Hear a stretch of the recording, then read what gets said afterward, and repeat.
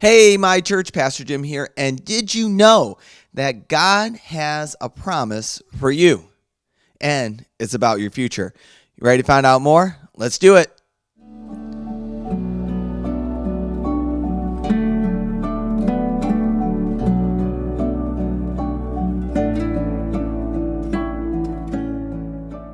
We're in the season of Advent, and the word Advent means arrival.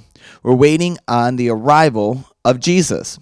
Now, Advent is also about promises, about God keeping his promise. And so last week we celebrated how God kept his promise to his people that he would one day send a Savior to the world to rescue the world.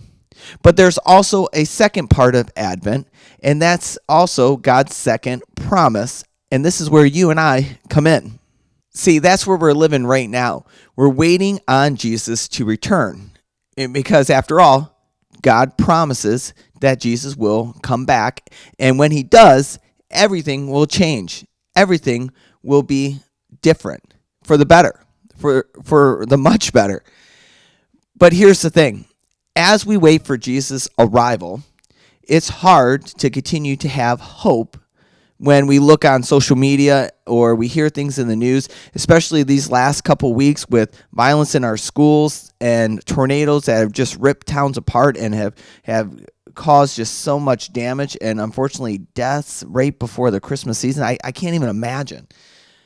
And so when we hear those things, it can be hard to find hope. It can be hard to hold on to that promise that God says that in the end, everything's going to be okay.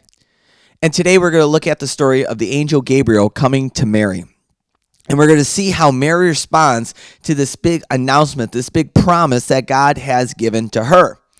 And as we look at this story and ask questions about it, my hope is that you and the people around you will learn some things from Mary and will help us together understand and maybe even find some hope on how to continue to wait for the promise of Jesus, even in a world that sometimes just looks completely upside down.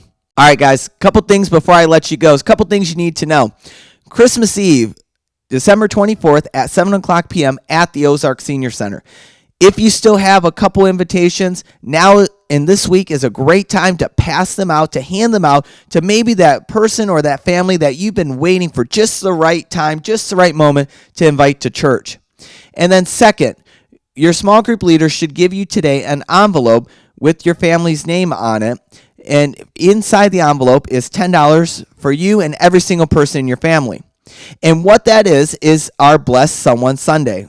See, the last Sunday of the month, we want to go out and be the church. So we will not meet the last Sunday of the month. Instead, we want you and the people in your family to go out and give that $10, to use it in some kind of way to help someone in need or to be a blessing to someone.